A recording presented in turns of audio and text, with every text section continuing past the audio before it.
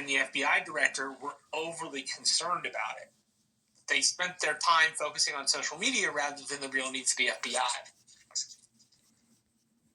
Yeah, that's also been I haven't been tuned in. I'll just quickly say, South Park's been lampooning Pete Hegseth for doing the same thing, like producing a lot of content rather than doing actual work. But anyway, sorry. Well, and two things can both can be true.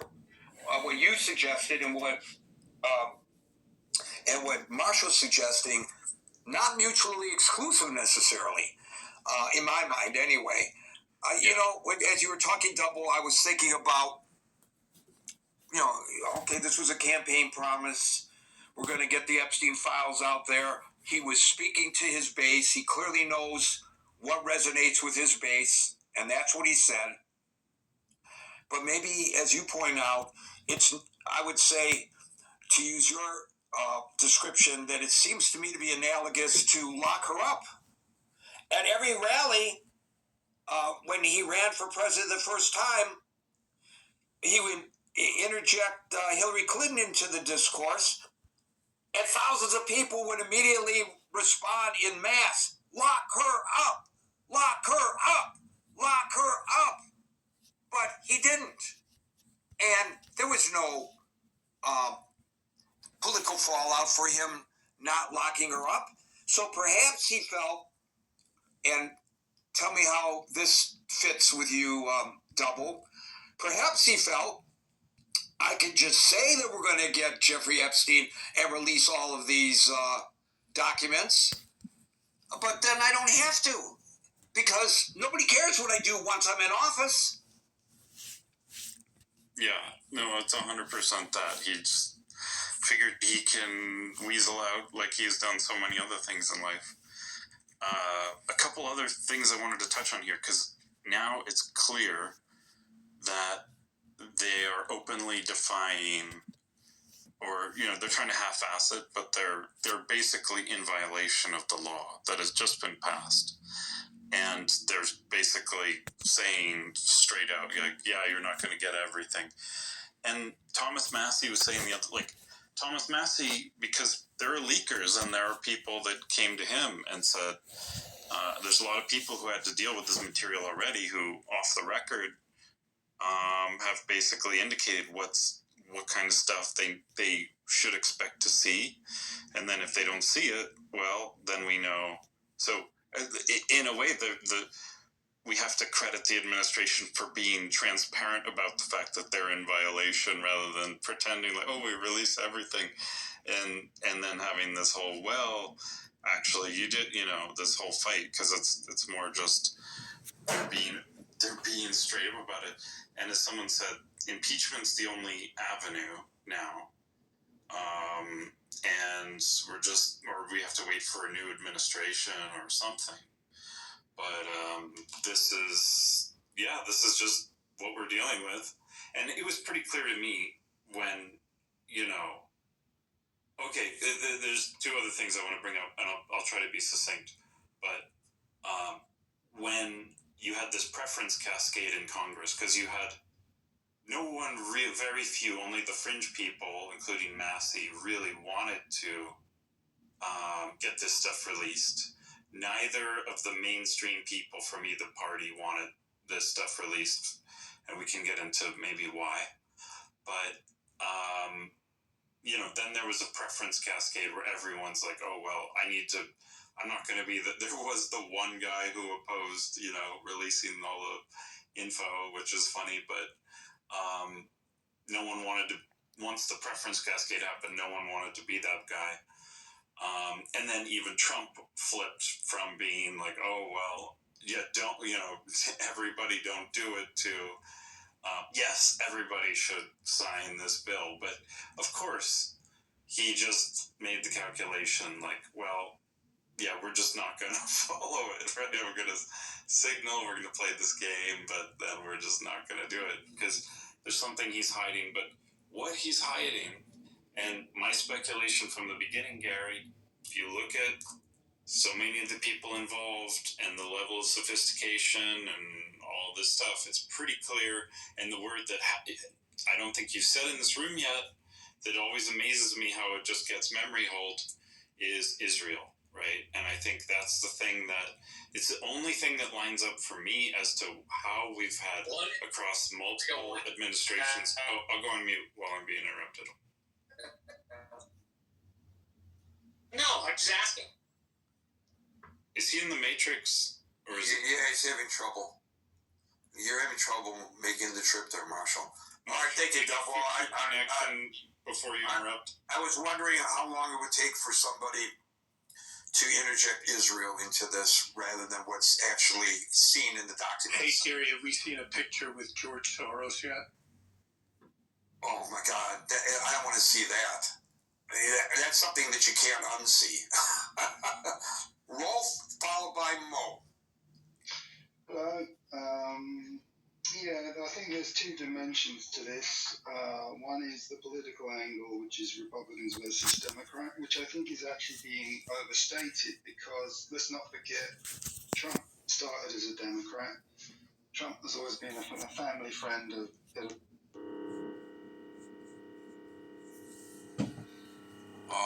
You should go on Do Not Disturb because now that you're getting a phone call, we can't hear you. I'm going to mute Rolf and leave him up on the stage and try to get back to him later. We'll go to Mo, followed by William. By the way, I got distracted by the previous caller's interjection of Israel into the discussion. I wonder how this reflects on the number of the Palestinian babies that were killed. I guess that's the next dots to connect somehow through all of this. There is another level of accountability that probably is soon to come. And William, I think, is an attorney. Merrill is in the legal profession. They can correct me if I'm wrong about this. But if, in fact, the Democratic members of the Oversight Committee go to court to claim that the Justice Department violated the law by not releasing the documents, and if, in fact, the judge directs the U.S. attorneys who are representing the government at that hearing to release those documents forthwith, and those documents are not released forthwith, then you're dealing with an officer of the court who defied a judge's direction. I don't know whether they are indemnified because it's not them, even though it's their department, but it's those who they are representing in court, or whether under these kind of circumstances, since it's their department that they are representing, when appearing before the judge, if they are not in compliance, does that put them in legal or at least jeopardy with the bar? Are their licenses potentially going to be suspended? And with that in mind, what's their demeanor going to be before the court, and what effect will they have on getting Pam Bondi if that scenario were to occur to comply? There may be some kind of a judgment day coming, and it might go as high as the Attorney General of the United States, whose own legal standing with the bar might be in jeopardy here. I don't know, but it's just, people are talking about accountability, myself included. I'm just wondering out loud about that. I could be way off base. I'm very curious about the answer to those questions. Mo, followed by William. Hello, guys. Thanks, Gary. I appreciate the room, everyone in here. I just want to answer the question, first and foremost. Is the White House covering up the Epstein files? I think it's pretty in your face that they are. It wouldn't have taken months for Adelita Grijalda to be sworn in her seat But, when it's a Republican, it can take a lunch, so I think they purposefully try to stall this as much as they can. And when it comes to some of the legal ramifications that we are talking about here, it's very real, right? Because the DOJ was ordered to release all of the files, but according to Todd Blanche today, we know that they're going to release them on a rolling basis. So either way, I think the Todd Blanche, Pam Bondi, the entire Justice Department, really, they might be in some serious legal trouble. I'm not a legal expert. This is just the information that we all have, right? But I think the White House is covering this up. I think it's in your face. And honestly, I've had a little peruse through some of the files that have come out, some of the pictures. And honestly, I'm really shocked. I'm really shocked at how many key celebrities are in these files. We're talking Chris Tucker, Diana Ross, Michael Jackson, the former Duchess of York, right? This is insane stuff.